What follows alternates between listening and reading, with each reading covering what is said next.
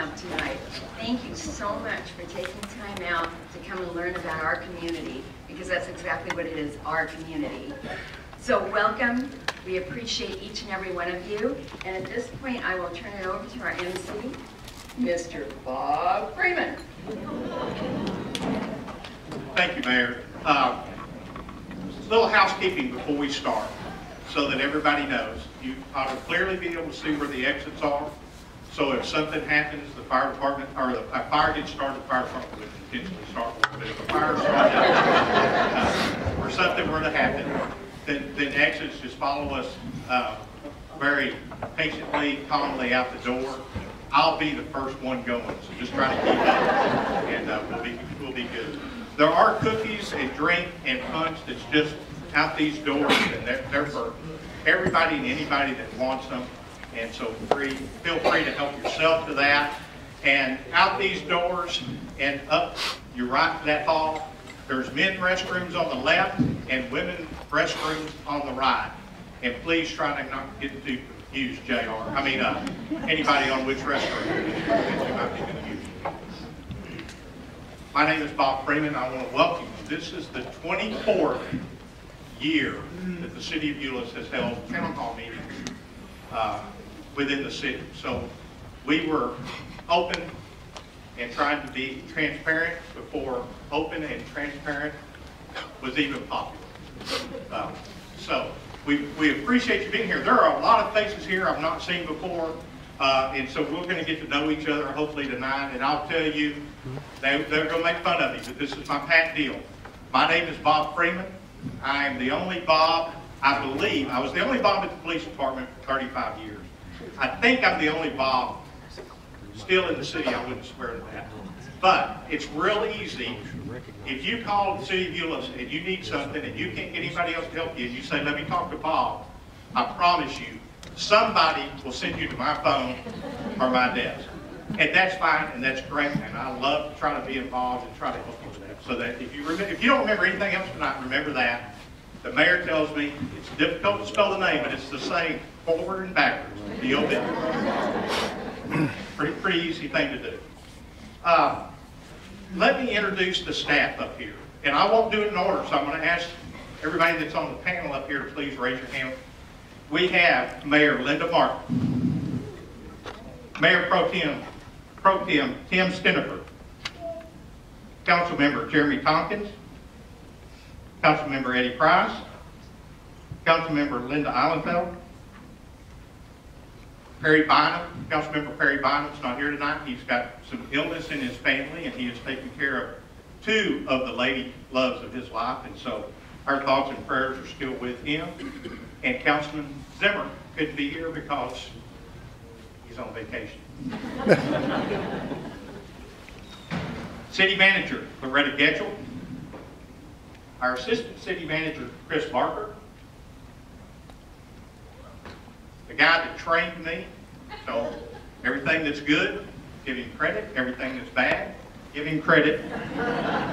Your Chief of Police Mike Brown, Fire Chief Wes Rhodes, Ray McDonald, Planning and Parks and Recreation. I was planning and development. I got a promotion. And Mike Collins, our Planning and Development,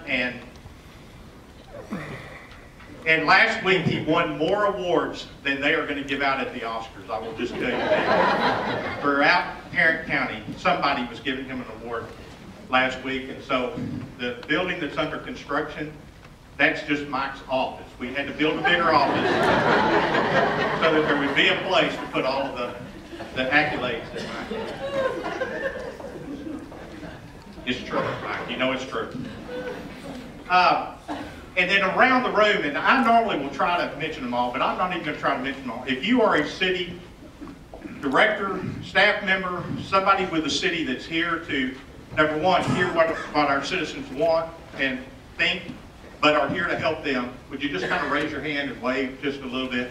And you'll see they're all over the room. So Lieutenant Hadley, he's trying to be incognito, 6'7", 300+ pounds in a blue uniform, but he rose his hand. raising his hand? He is back there. So the reason I'm telling you that is we're going to try to get out of here by 8:30 because some of us, as I get older, go to bed about 9. But we are here until you walk, till you got your questions answered, or you've at least got to have your say, and maybe we're looking up the answers to that. We are here for you, and we will do the very best we can to try to answer or any concerns, questions, comments, accolades that you may have, money that you may bestow on us, anything that you feel like you want to do.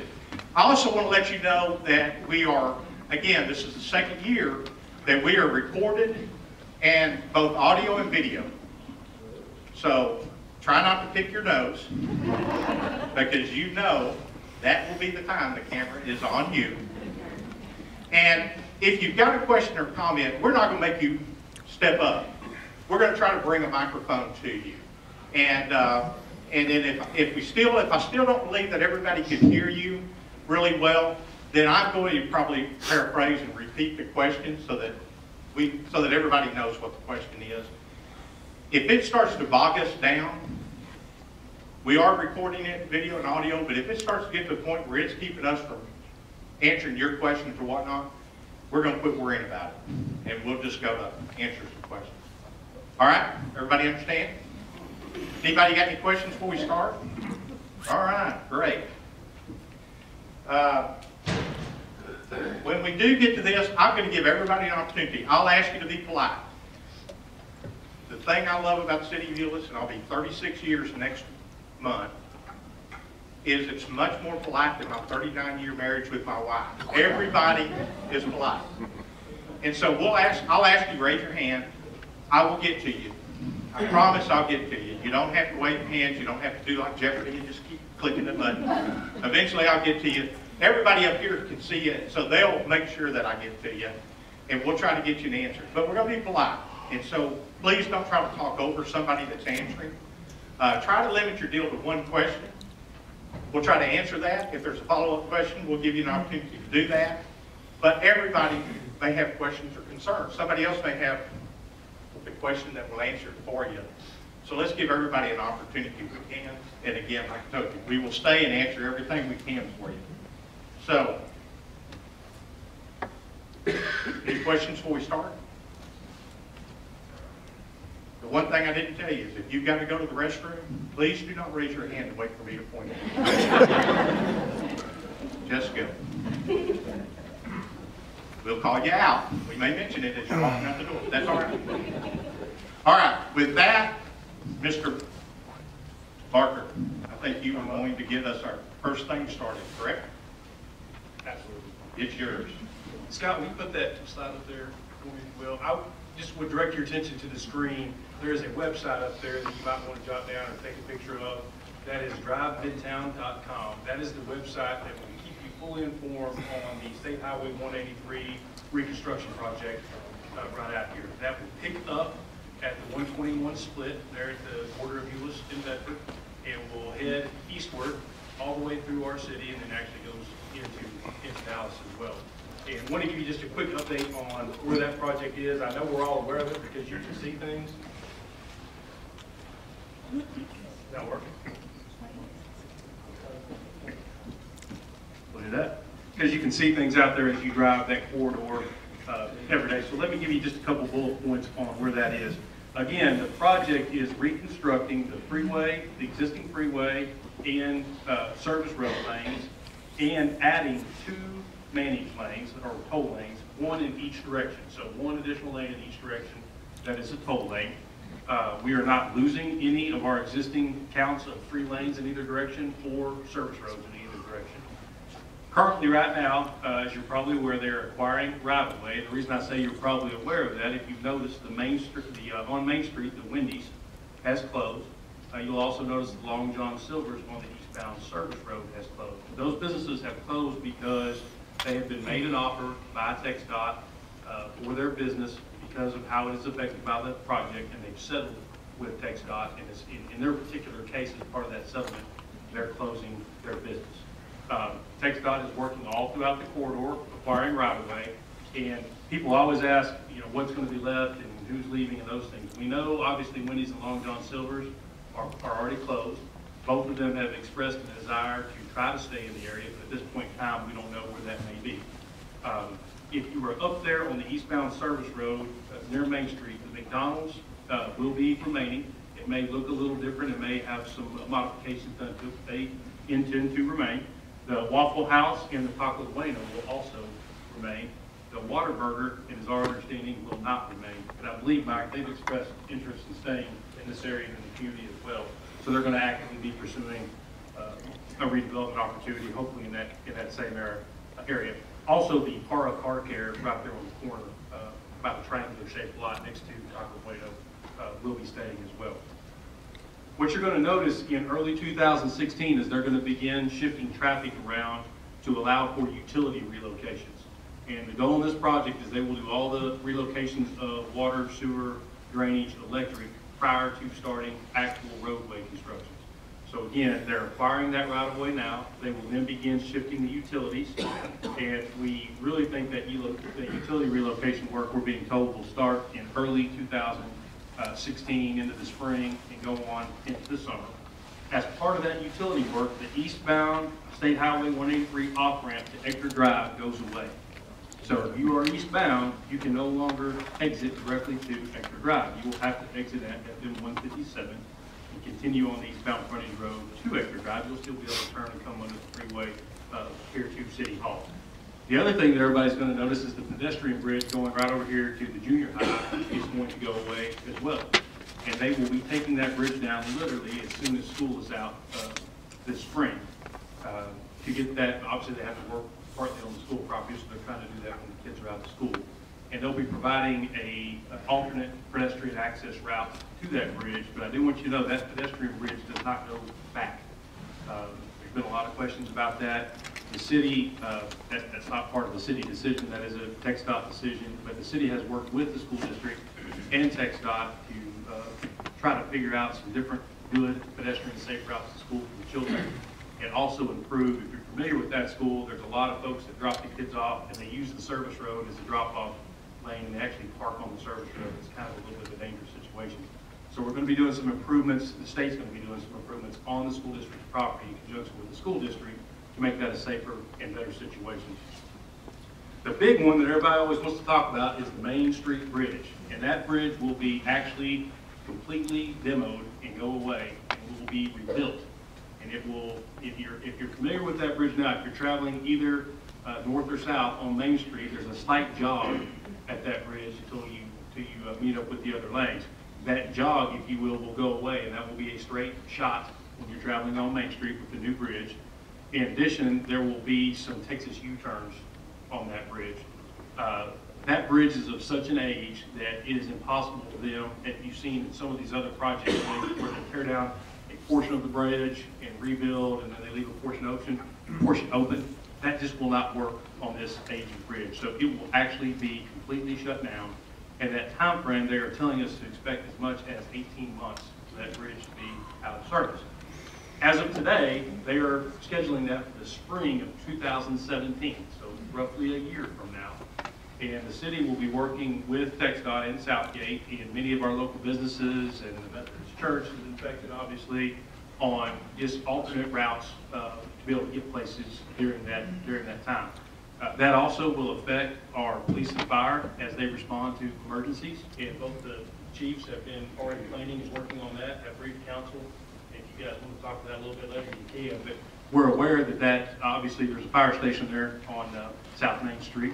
And so with that bridge out, that's going to change how they may respond to different emergency situations. But I want you to know that we're already planning on that well over a year in advance and how to mitigate that and make that situation the very, very best that it can be. One important note is that they're going to work on the frontage roads and the main lanes at the same time. And that is in an effort to be in the corridor for the smallest amount of time and make the improvements as quickly as they can, finish the project and get out.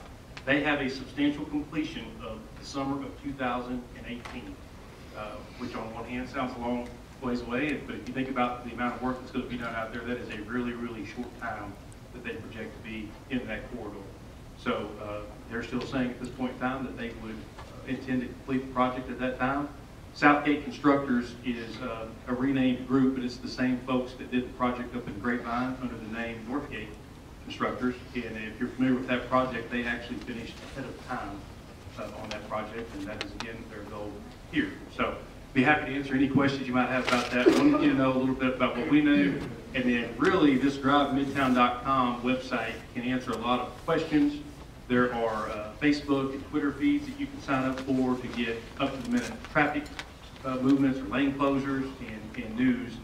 From the city's perspective, we will be linking our website to the Drive Midtown site and trying to push all that information to a central location so that there's not any misinformation that we're all giving out the same information. What about 157? So 157 is within the scope of this project, and they will be doing some improvements there. They will not be replacing the bridge at 157 or Edgar Drive. They will be improved, not a total replacement. And one of the things we're working with Southgate and TxDOT on is obviously when the Main Street Bridge is completely gone, well, 157 and Edgar become very, very important for traversing the city. So trying to coordinate how they can do that and keep us moving as efficiently as possible. We have suggested to them, and I do not want anybody to take this as a promise, that because they're not starting the Main Street Bridge until spring of 2017, is there a possibility maybe, for instance, to do improvements at Edgar Drive prior to that? And so Edgar Drive has already been improved once you start the Main Street Bridge or 157. So we're having those kind of conversations with them. Yes, ma'am. You mentioned the exit off of Edgar on eastbound 823. Yes, ma'am. Closing. Will it reopen, or is it just going to be a temporary closure? It will not reopen. So she asked me about that I had previously mentioned the eastbound 183 exit to Edgar Drive that exists today, dedicated, if you will, Edgar Drive exit. It was closing, I had said, as part of the utility work. That exit will not open. Again, at the completion of the project. So you would exit FM 157 to come to Edgar Drive. It is somewhat similar, I guess, as it is today on westbound. You exit Main Street, Edgar Drive to come to Edgar Drive. And it would have similar signage. I mean, it will be well signed, but it will be different than what we're all used to. Yeah, and that's dictated by the fact that the improvements at 157 and the rest of the road and the traffic grading that has to happen, the on-ramp from 157. If you're eastbound, if you come off 157, you go eastbound on the service road, there's an on-ramp up to the freeway now, basically from the Taco Cabana or Starbucks area. That actually moves further east just a little bit, but because it moves further east, it takes out the ability for there to be an exit ramp directly to Edgar Drive. Hey, Chris, wouldn't it also be probably better than getting off at 157 to just get off at Main Street exit and then do the Texas U-turn? And that will absolutely be an option as well, yes, sir. Chris, thank you. Chris got the first demerit for talking without a mic. This young lady here got the second demerit. This Jennifer got the third demerit. 4 demerits, I'm going home. So please try to, the best you can, give us time to get to you with the mic. But Chris did a good job. I appreciate you repeating so that I believe everybody at least heard the question. There are people standing at the back, especially ladies standing at the back. There are plenty of chairs that are still down here, and so you will not hurt our feelings if you just walk right on down here, wave as you're coming, find you a seat, get comfortable. I don't think we've exceeded, Fire Marshal, we have not exceeded the occupancy load. That's because I've got a guy standing back there covering it up, so. I know we're good for that standard. So, now Chris, were you just not talking correctly into that mic? Is Mike Collins going to show you? Well, that's why he got all those awards. Because we have another short presentation, 30, 40 minutes, a couple hours, I'm not sure exactly how long. Mike Collins, Plains Development, is going to tell us about all the development that you might be seeing going on. Mike? Thank you. Is this working? Good. I figured it out. Yeah. If y'all have been attending or keeping up with council agendas over the last couple of years, your council's been very, very busy with approvals of different zoning ordinances impacting different developments, site plans that enable these projects to be built. it's just an incredible time from a development standpoint in this community, and perhaps one of the things that makes it so cool is there's development activity everywhere. We've got residential development throughout the area south of Airport Freeway. We've got small business expansions with businesses that have been here 10 years, that have been here 40 years.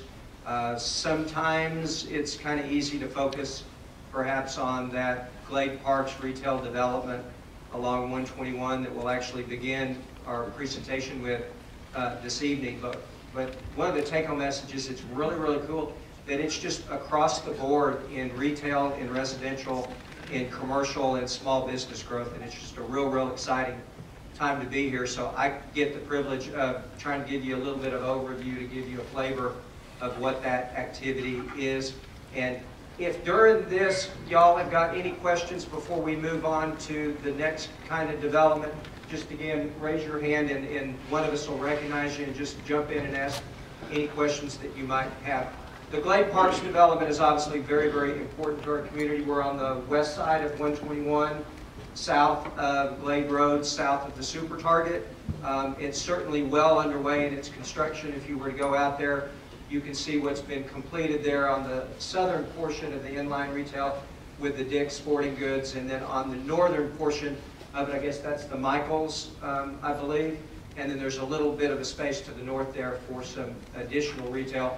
But you got almost 300,000 square foot of new retail that is in there, and if you've been out there recently, just to give you a little bit of a flavor of the types of businesses that are locating out there, Five Guys Burgers, you got High Five, and you got Panera Bread, and a whole host of other little retailers from Verizon and AT&T. If you were to drive towards, Dave & Buster's on one end and then that inline retail, you can see a whole bunch of dirt work that's going on. They're doing a bunch of boring stuff that's really necessary to put in underground utilities and drainage. What they're doing, though, is they're going to construct what's going to be known as the Lifestyle Center. This is going to feature an area of about 40,000 square feet of a public plaza, and bordering the public plaza on either side of it will be restaurants with outdoor patios. So the area that's going to be created is you got that Dave & Buster's there currently on the south side, and then you're going to have Belk's department store that I've got a slide for here in a minute on the north side that will be right next to the Dick's Sporting Goods. And then on the west side of this lifestyle area, which I'll also show you a slide up, is going to be a new movie theater. But this public plaza area is going to be a really, really neat feature to the development. It's really going to create a unique type of environment that we don't have in any of our commercial developments, and really will be unique for Northeast Tarrant County. Belk Department Store is well under construction. They are really, really busy on their interior finish out. In fact, if I remember correctly, they're shooting for a March the 9th grand opening. This was a really, really significant for the developer to be able to sign them as a lease. They were actually looking in the 35W corridor north of Fort Worth in the Alliance Airport corridor. Belk chose this area because of the economic development potential of the 121 corridor and this area of Northeast Tarrant County. And that really, really was a game changer for the developer in being able to secure some other end users that perhaps would not have gone here if Belk didn't make the decision to locate their department store here. As I mentioned, on the west side of that lifestyle area is going to be a new theater. I believe the pronunciation is Sinopolis. I've not been corrected by anybody that that's not. They're a company out of Mexico that's got theaters really in other parts of the world, and specifically the United States. They've got locations in California, Arizona, and Florida. They've got a location already approved in Dallas at, is it Victory Park in the American Airlines area, whatever. This is their second location in Texas that's been approved. It's going to be this hybrid theater, 12 screens, I think is what they're going to be doing. Half of it is going to be the dining experience that you can order your meal and they'll serve you, whatever. and then the other half will be you can reserve your seat in advance and buy a ticket, and like me, you just want to go in and watch a movie. So it'll offer both those things for you. And then one of the newest restaurants that will be built there is a restaurant called Lazy Dog Restaurant and Bar. They've got their newest location that's been constructed is in Addison, off of the North Toll Road.